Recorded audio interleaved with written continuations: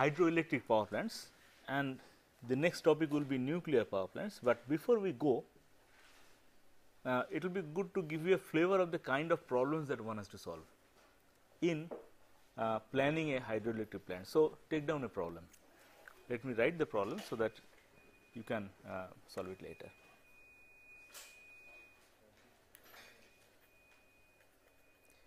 The catchment area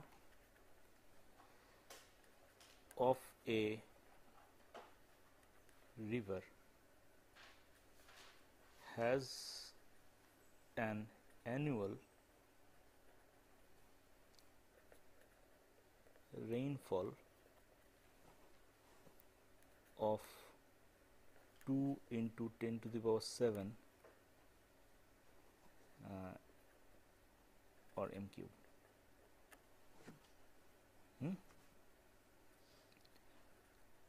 Out of which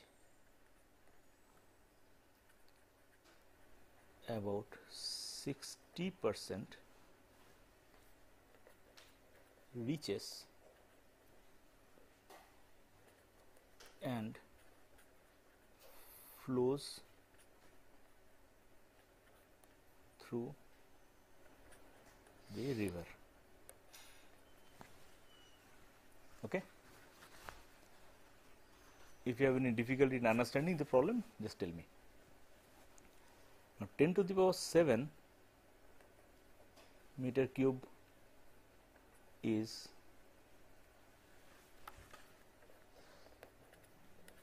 precipitated during the monsoon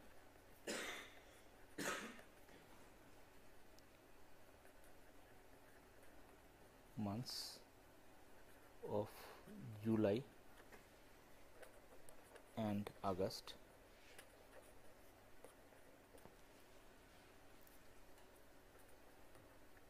while the rest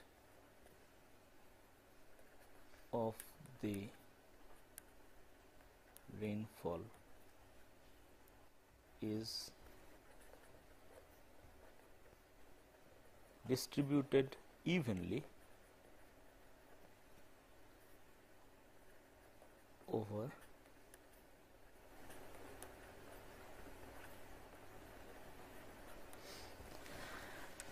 the catchment area of a river has an annual rainfall of 2 into 10 to the power 7 meter cube, out of which about 60% reaches and flows through the river. Now, half of it, that means 10 to the power 7 meter cube, is precipitated during the 2 months, and other half is evenly distributed over the other 10 months. Okay. Though that is not generally true, but it is a good approximation. It is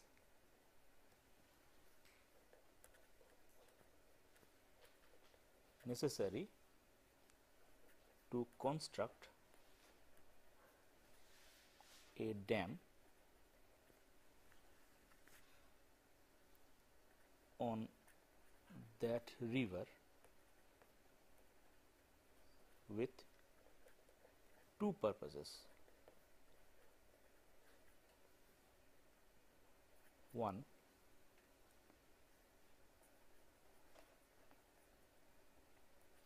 supplying water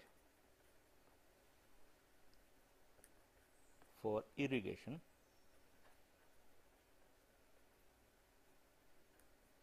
for the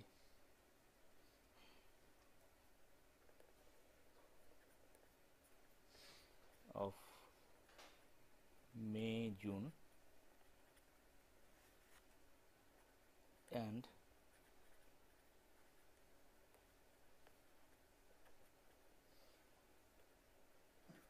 January. Okay. Why are these two times? As you know that May, June and December, January are cropping seasons in which there are standing crops. If there is no rain, you have to supply water. And two, using the rest of the water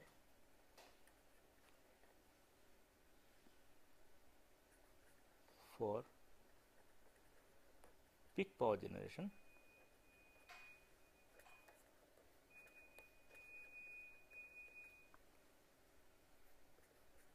for 2 hours per day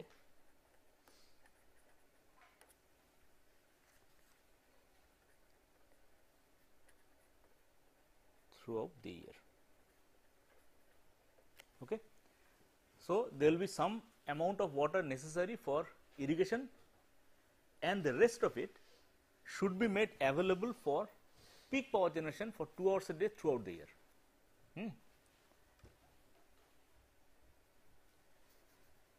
If the available head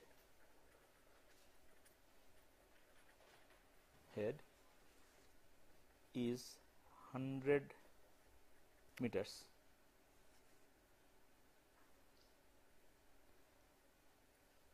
and the irrigation water demand is 0.5 into 10 to the power 6 meter cube per month. Calculate 1. The turbine power rating,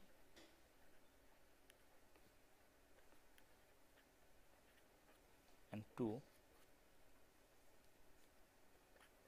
The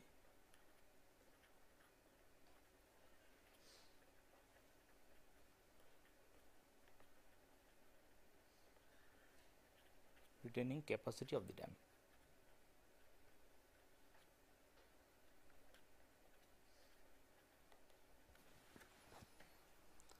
Is the point clear? Is the problem clear? So, the water that is available has to be used for two purposes: irrigation and power generation, and then on that basis you have to calculate what should be the reservoir capacity and what should be the turbine rating. Turbine rating should be in kilowatts or megawatts, okay, and the water retaining capacity should be in meter cube.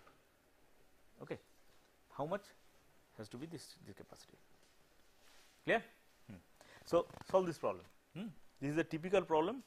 I mean, I have taken it from one of the earlier end semester examinations question papers. So, you may expect similar style of questions. Okay, now let us go on to the next topic, which is nuclear power.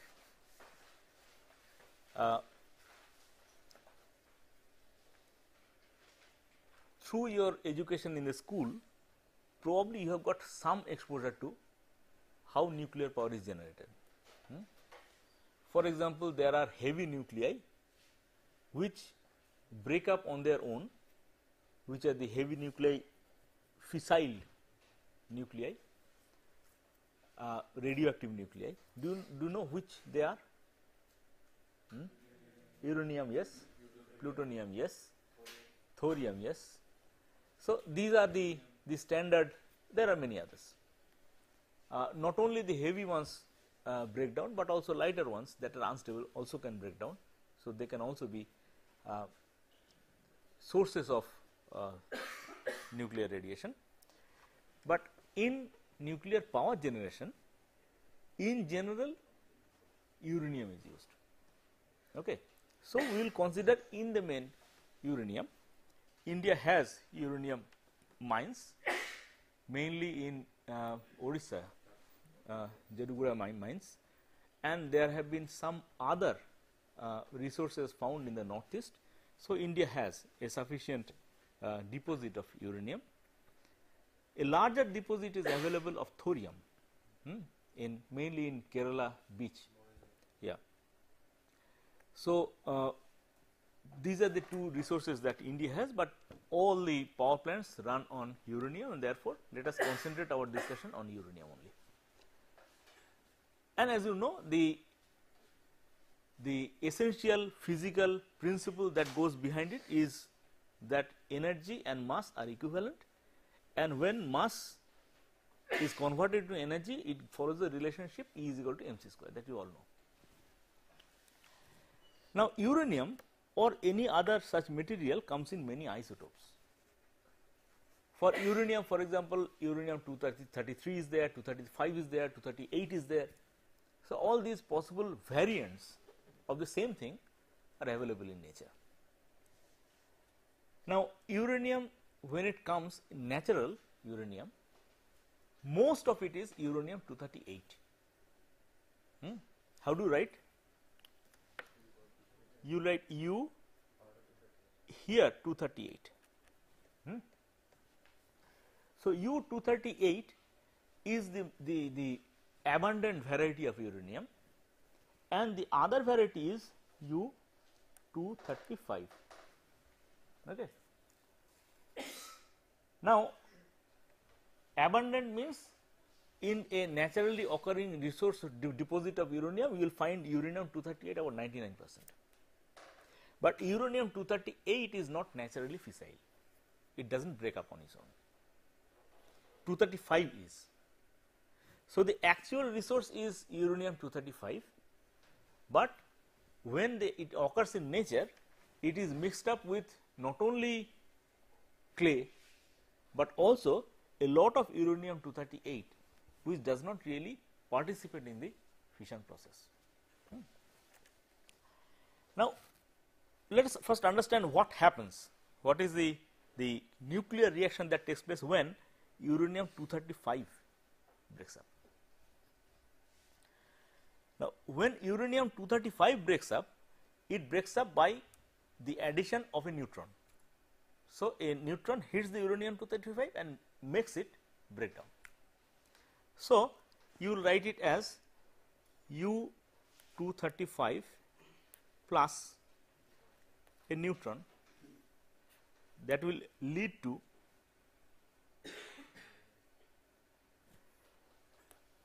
krypton 92 plus barium 141 plus. These are the material products of the fission process, but it also yields 3 neutrons. So, 1 neutron is used up in the process of the fission and 3 neutrons are created in the process of fission. Now, if at least one of these 3 neutrons hit another uranium 235, it will also make it break. Okay. So, imagine it statistically that 3 neutrons emerging in various directions, and in all probability, in a larger probability, they will hit either a non-fissile nucleus or a uranium 238 nucleus, but not a uranium 235 nucleus. So, only if you can ensure that at least one on an average hits another uranium 235 nucleus, then only the fission process will continue. In other words, chain reaction will take place. Okay. So, in order for ensuring the chain reaction, therefore, you need to ensure that if the 3 nuclei, 3 neutrons go in various directions, there will be a probability that at least one will hit 235. What will be necessary in order to ensure that? That there has to be sufficient amount of uranium 235 around. If it is insufficient, it will go out without hitting anybody. Okay. So, there has to be sufficient quantity of uranium 235, that is called the critical mass. Okay. There has to be sufficient quantity. Not only that, it has to be in sufficient concentration, because if most of the things that the 3 neutrons see around it are uranium 238, obviously nothing will happen. It has to be in sufficient concentration. So, these two are the major requirements, and that is what actually consisted of all these years of the effort of the Manhattan project. As you know, the whole thing was started through the effort to make bombs in the Manhattan project, and much of it essentially was the efforts to concentrate, enrich uranium to a process, to a state where it can be used for fission. Now, if okay, so you have the uranium 235 and uranium 238 in a mixture, and if you can enrich it to say 5% uranium 235, then you need one critical mass. If you can enrich it to 10% of uranium 235, it will require less critical mass. That stands to reason. Okay. But one thing is clear, that these fellows also break down on their own. That means, here I have depicted it as it requiring a neutron to impinge in order to break down and cause this fission, but in actuality they are naturally fissile substances, which means that some will always break down. That means, always some neutrons will be created, and therefore, if there is a critical mass in some place, it will automatically explode. Okay. So, I mean, I should not be taken as a terrorist, but I can tell you that the making of a nuclear bomb is not a very big deal engineering wise.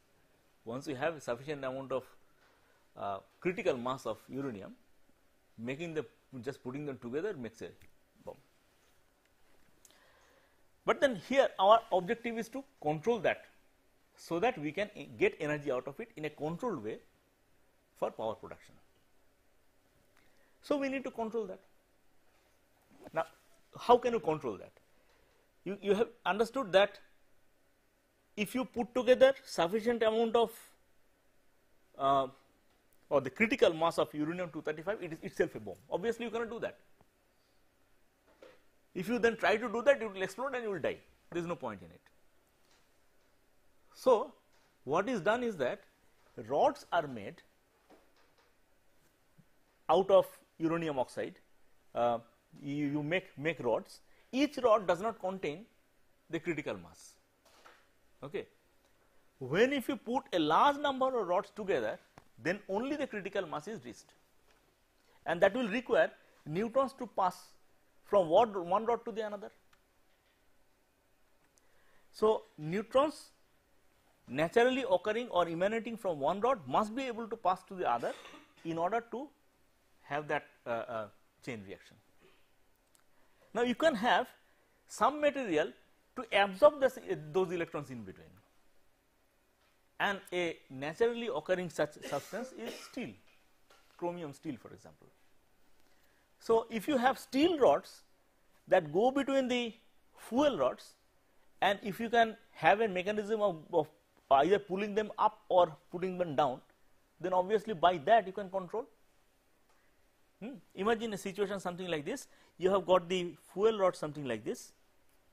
I am drawing only a few of them, but there will be hundreds in a reactor assembly. Suppose these are the fuel rods, and you can have the steel rods something like this.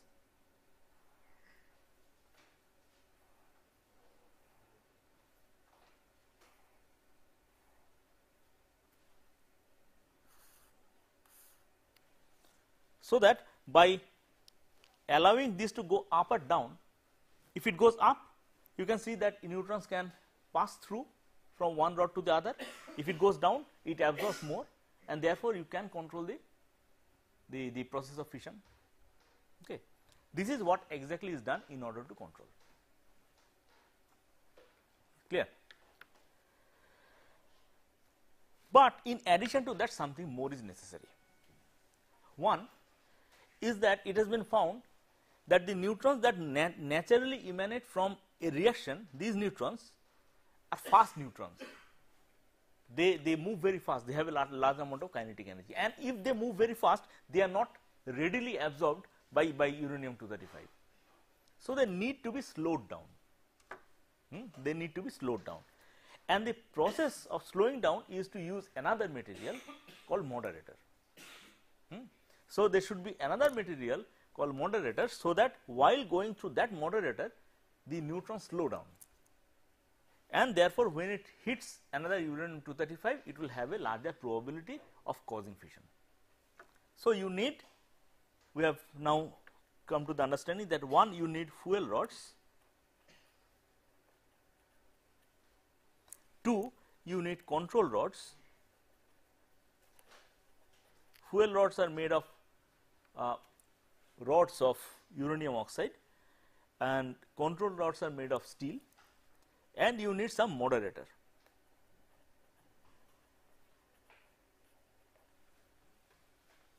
You need some moderator. What can be the moderators? Normal water is a moderator.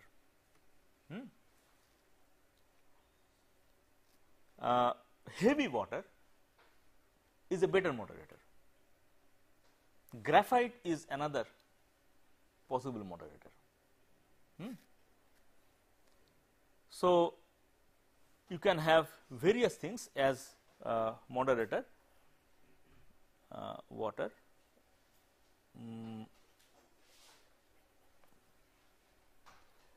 heavy water is D2O, deuterium oxide, and graphite.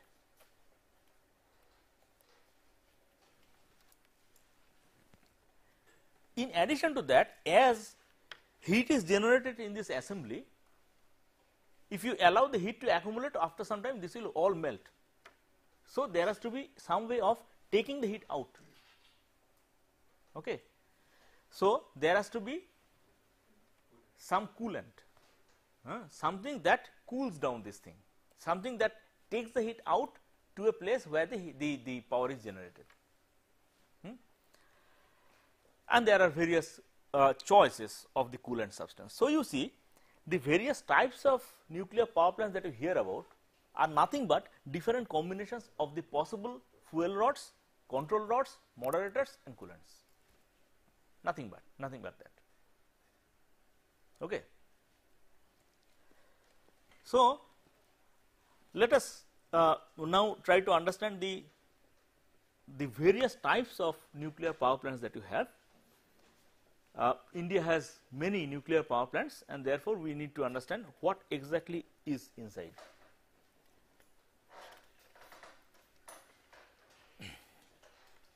First, let us come to okay. Let me just write down what these are. One, you need the fuel rods. This is, what are the options? Uranium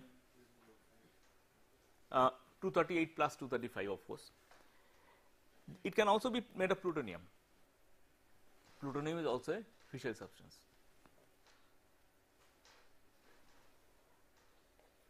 The number 2 is control rods. Control rods is generally made of steel.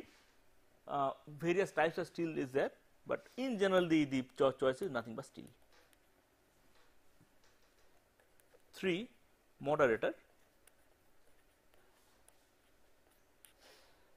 H2O,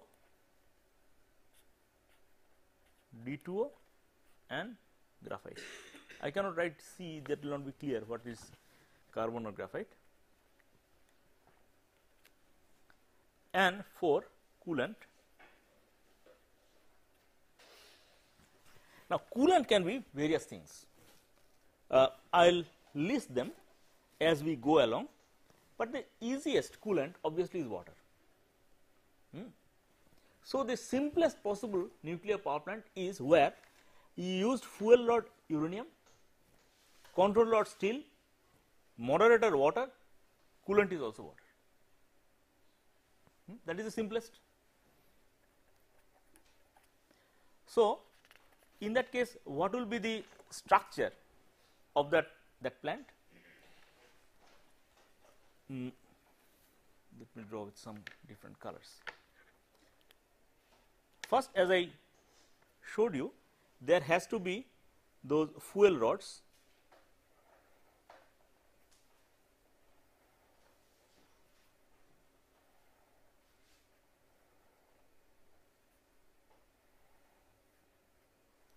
So, these are the fuel rods say. And in between there have to be the control rods.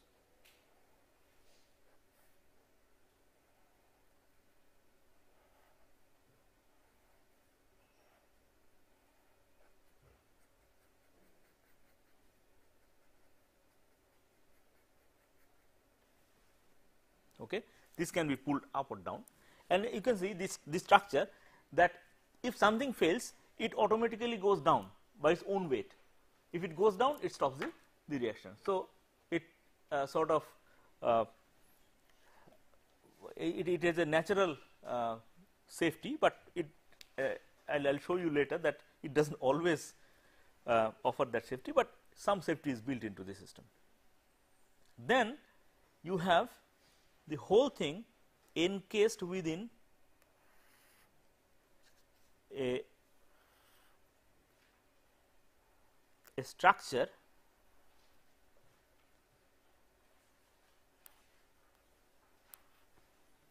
in which you allow water to be there. That water acts as the moderator, as well as it absorbs the heat and boils. So, what will go out of here is steam. So, you allow it to boil to steam, and then that goes to the turbine. So, from here it will go to the turbine. I will draw schematically, not showing like exactly turbines, and then what will be there? Next, you have already done the thermal power plant. This is the boiler. Then if this assembly is the boiler, then what will be the next? You need, after the turbine, you need a condenser, right? So, here is a turbine, the condenser,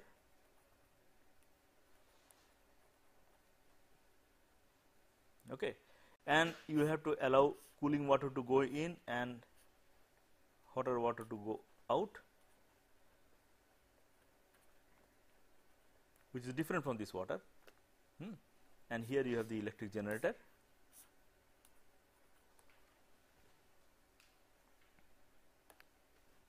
Okay. Then after that, what will you have? After turbine and condenser, what will you have? Remember, it also works on the same fuel cycle. No. After condenser, it has become water. It has to go to the pump. Yes, it has to go to the pump. So, it has to go to the pump,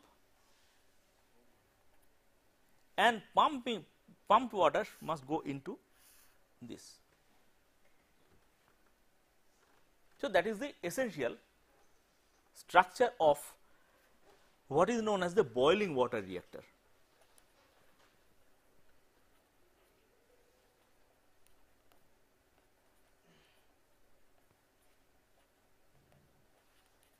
Where you hear about the abbreviation BWR, it is nothing but boiling water reactor, because inside the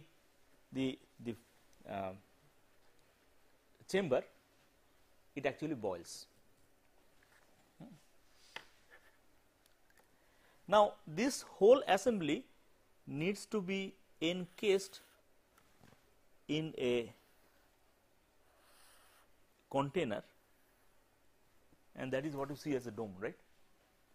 That is what you see as a dome, but I am drawing it like this, so that radiation cannot escape. Obviously, there will be nuclear radiation generated inside, and so this obviously is the simplest possible thing. But what are the problems? Can you identify? You see, the water that is here is always coming in contact with the fissile material, the control, the fuel rods. As a result, it is radioactive, and the same radioactive water is going into the turbine, same radioactive water is going into the condenser, same radioactive water is going into the pump.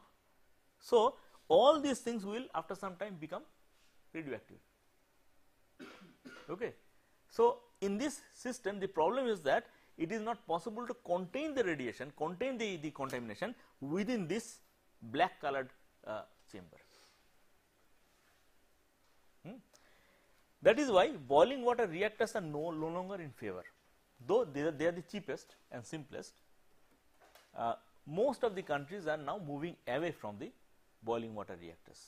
What happens is that the people handling the turbine and condenser, there has to be people around, they always are exposed to radiation, because the turbine itself becomes radioactive, the condenser itself becomes radioactive. So, you understand the natural problem due to that. Clear?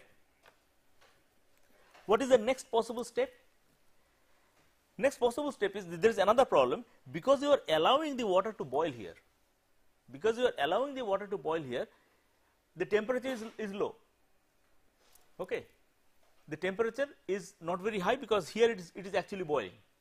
Depending on the pressure that you allow, it will be not 100 degrees, it will be higher, but not much higher. Okay. The water that goes out of this is allowed to expand a bit. That means the pressure is brought down. As a result, it goes from the saturated steam stage to superheated steam stage. In a boiler, what happens? In a normal coal fired boiler, you had the superheater where you add more heat to it.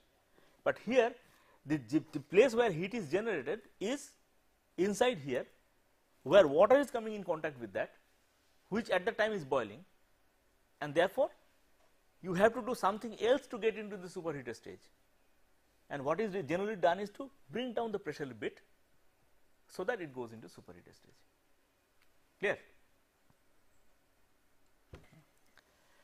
Now, here the thing that is coming in contact with the fuel rod is water, and something water that time is boiling into steam, and therefore water steam mixture, and steam is not a very good absorber of the heat, right.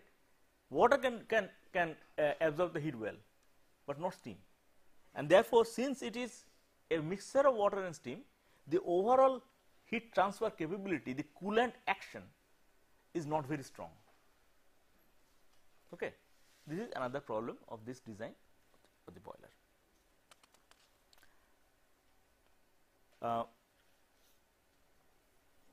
So, the next possible stage therefore is to allow water to be there. Water will be used in this substance, in this place, as the moderator as well as coolant, but pressurize the water such that it does not boil.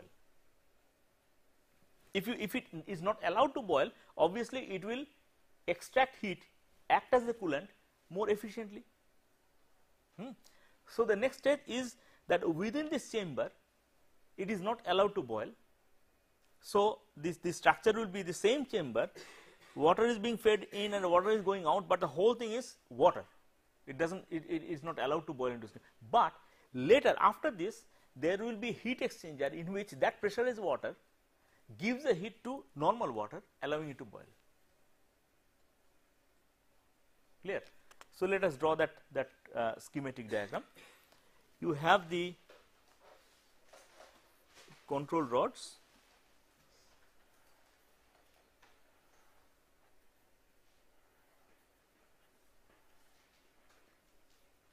so these are the control rods,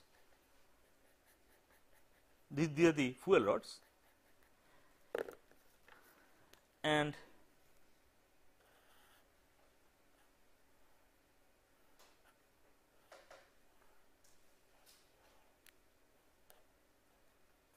these are the control rods, and you have got a chamber.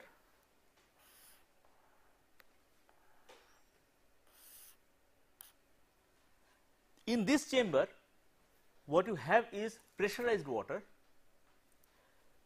which is entering through this and going out through this, and you have a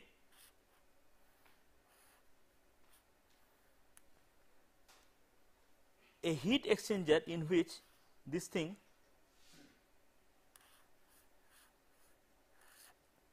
goes around like this.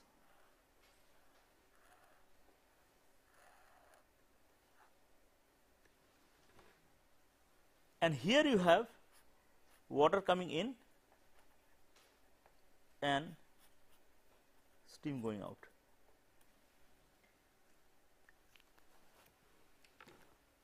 The rest of it will be the same.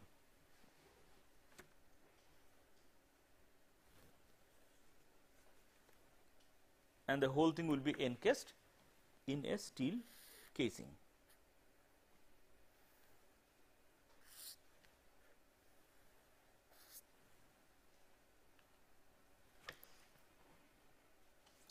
So, here in this part you have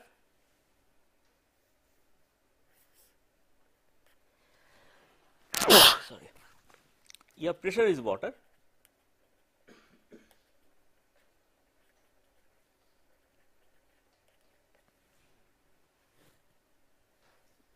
so here you have pressure is water, so that it is not allowed to boil.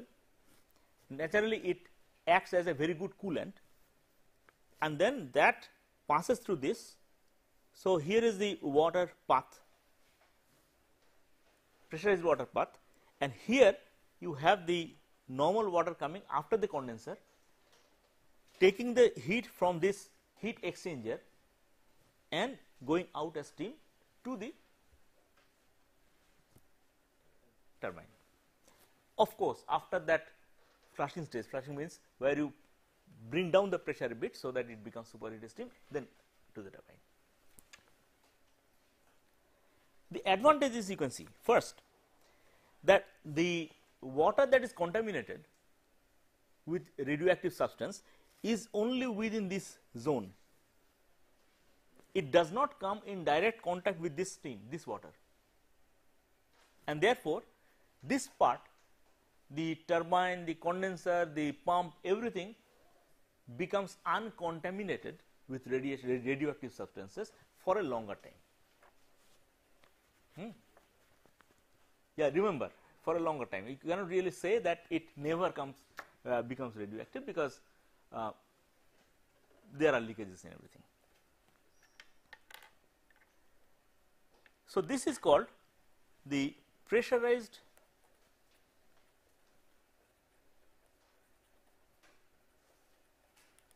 water reactor, or PWR. So, here also the same substance, the normal H2O water, is being used both as the coolant and as the moderator.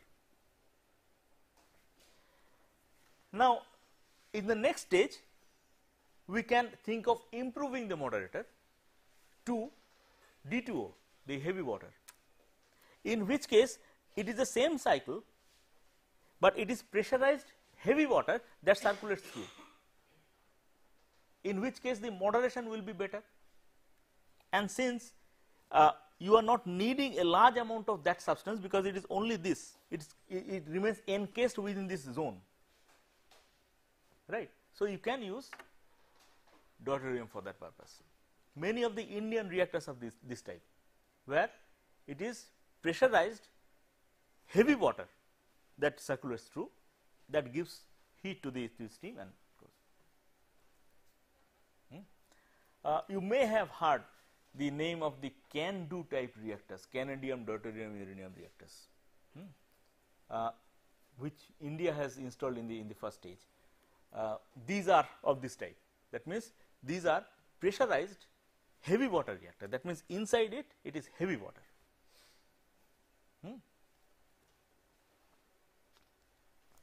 Clear? What other improvements can you think of? So far we have used in the last one that I have just discussed. What is the moderator? D2O. What is the coolant? That is also D2O. Come on, because here what is circulating is D2O. So, coolant is also D2O, right.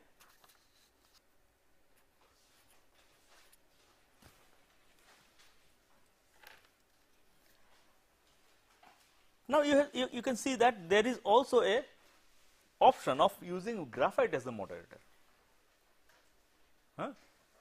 of using graphite as a moderator. That comes as the next stage. Graphite is a solid substance, is not the liquid, and therefore you cannot use then graphite also as a coolant. So if you use graphite as a moderator, then you have to use something else as a coolant. Normally some gas is used, inert gas is used as a coolant, helium for example, argon for example.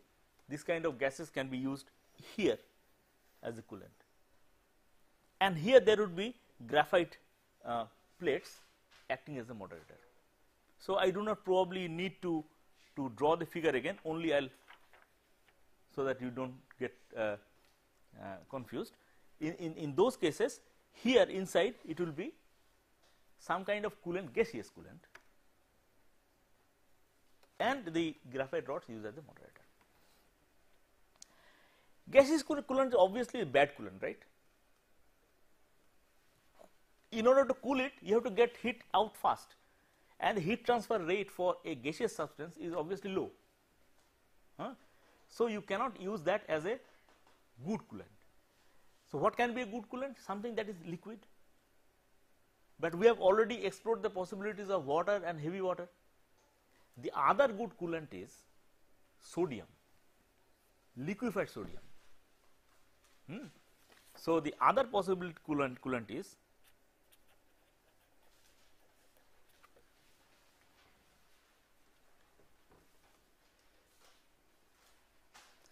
so in many of the modern reactors, you have liquid sodium acting as a coolant in a similar structure, where here it will be a liquid sodium that will be circulating.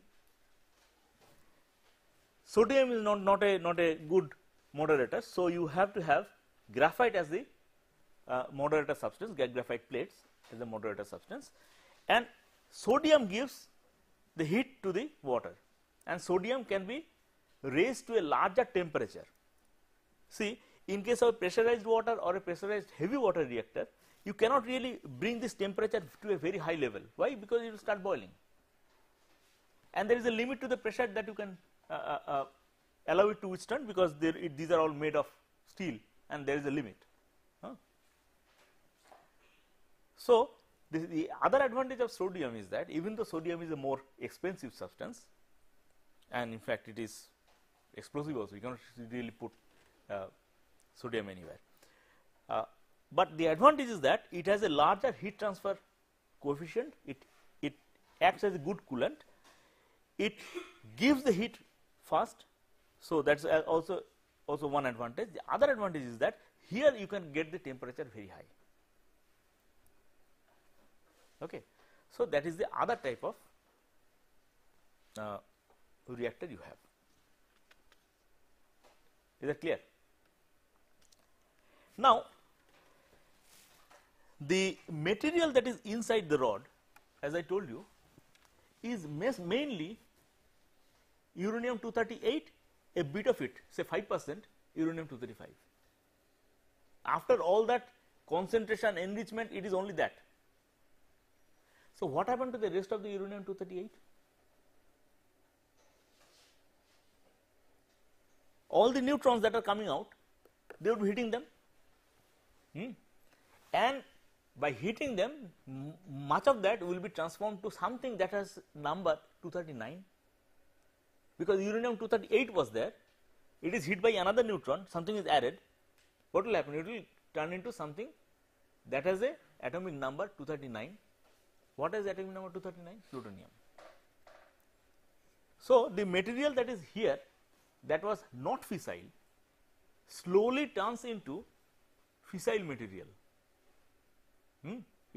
plutonium 239, and that is one of the major concerns globally, because plutonium 239 is the main component of modern bombs. So that is why people are so very concerned, because of this is the essential point, that as you process the used fuel rods, you get to material for the bomb. I'll come to this especially later. But one of the suggestions that people are now somewhat vigorously pursuing is that this wall on which much of the neutronium really hits, neutrons that escape through this hits the wall, and the wall, if it is made of steel, simply gets brittle after some time because of the continuous being hit by neutrons. Instead, if you line them up by a lining of uranium-238, what will happen? That lining will slowly become plutonium-239. As a result, it will become a fissile substance. India has a lot of thorium that can also be used in the lining, so that also becomes converted to some fissile material. Okay. So, what happens is that while it uses the available amount of uranium-235 and converts it into energy, it also generates more fuel, and in order for that process to be fast, that process to work fast, the neutrons have to be go fast and hit the thorium or uranium-238 nuclei, because here the objective is different. Here the objective is not to fission the uranium-235, rather to convert the uranium-238 into 239. So, you do not use a moderator. So, there in that case, the kind of reactors would be called the fast breeder reactor. Fast because the neutrons are fast, you are not allowing them to slow down. Breeder means they breed more fuel than they consume. So, these are the FBR, the fast breeder reactors. In India, for example, there is a experimental FBR in Kalpakkam. So, India is experimenting with this possibility of breeding more fuel while you generate energy. Okay. For today, let us end here and we will continue in the next class.